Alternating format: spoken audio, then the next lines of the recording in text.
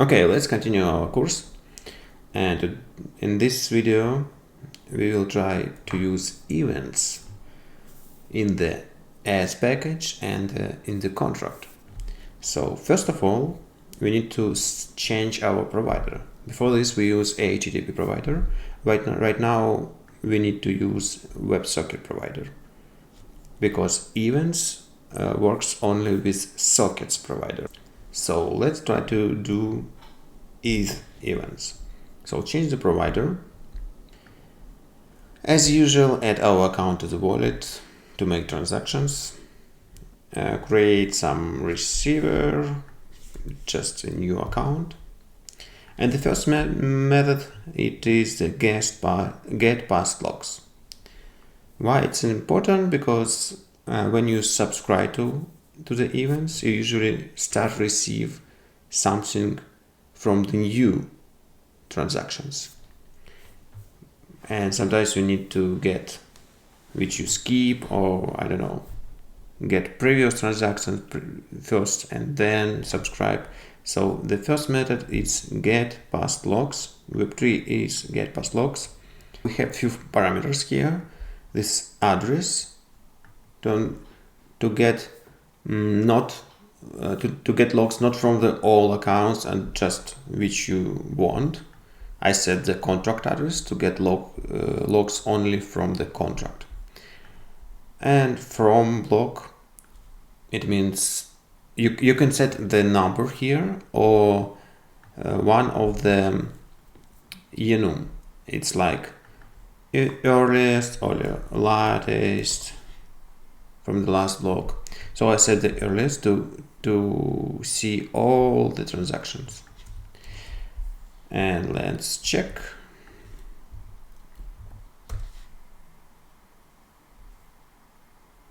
So as you see, I received the logs from all transactions of our contract. This is the contract of ERC24 tokens. So this is all logs, address, topics, data, number, block hash, etc. All information about this. It is data usually not understandable, and you should decode this using API decoder to understand what is it exactly. But we will try to do this when we get past logs from the contract events. So let's continue. The subscriptions. So actually the first subscription I want to mention is the log subscription. To subscribe, you need to call Web3 is subscribe logs and also set some filters like address and use await because it's a asynchronous function. After this, you receive the instance of the subscription. You can use it like log subscription.on and receive data on each log in the blockchain from this address. So also in subscription, you can subscribe to the error if something happened, but right now I have only good transactions without errors. So let's comment this line to not receive a lot of data here, clear and run again. So we see nothing. Why? Because we subscribe and do not produce any logs at all. That is why let's send some transaction.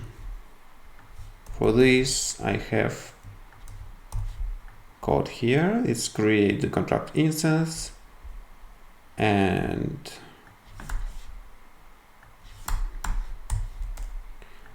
okay, this is enough. This one, create transfer tokens to receiver from our main account in this cycle, so 10 times.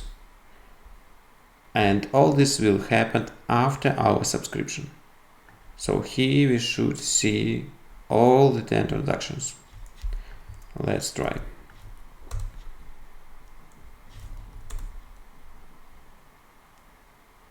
Yep.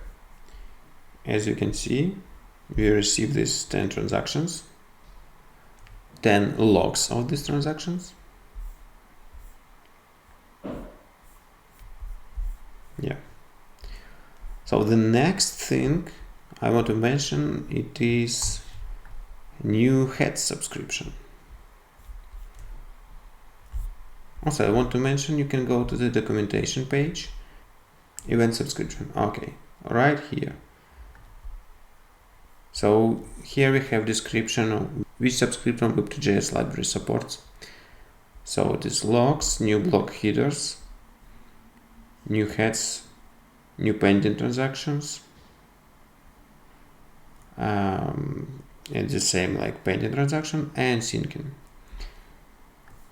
Syncing, I think usually users doesn't need this, because this is event which produces the node that have the sync with other node. So if you will work like create your own blockchain or create your own node which connected and need to sync, maybe you will need this event.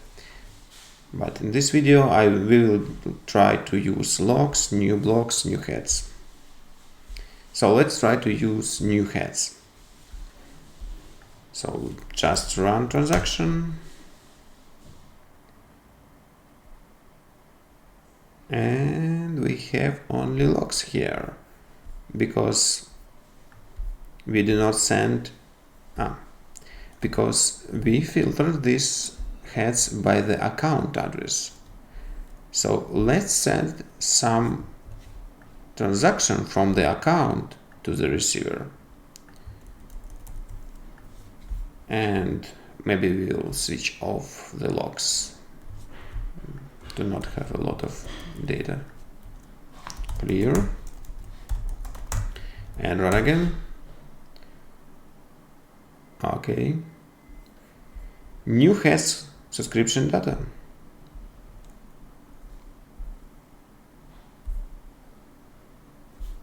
And the next, it is new pending transactions. So you can check any pending transaction from your account. What is the pending transaction? When you send a transaction, it's set the status pending for it. So it's not mined yet, it's not finished, but it's already in the blockchain. And you can check it if you want to, for example, make some service which check the transaction statuses, etc. So let's add the new pending transaction subscription and run the code again. Okay, let's check. As you see, we have this line, new pending transaction data and transaction hash. So if you want to receive more data about this transaction, you can have some method here, for example, Web3 get transaction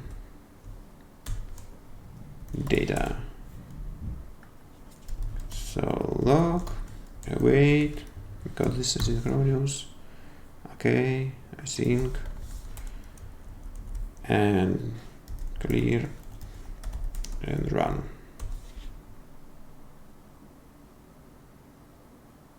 Okay, let's check.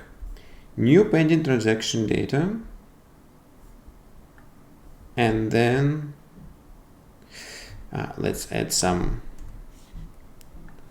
new pending transaction.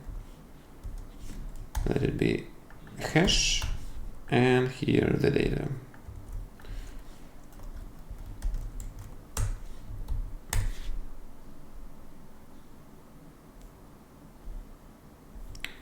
New pending transaction, new pending subscription data. This is transaction, and this is transaction hash. If you check, it should be the same. So here we receive the hash, and then get the transaction.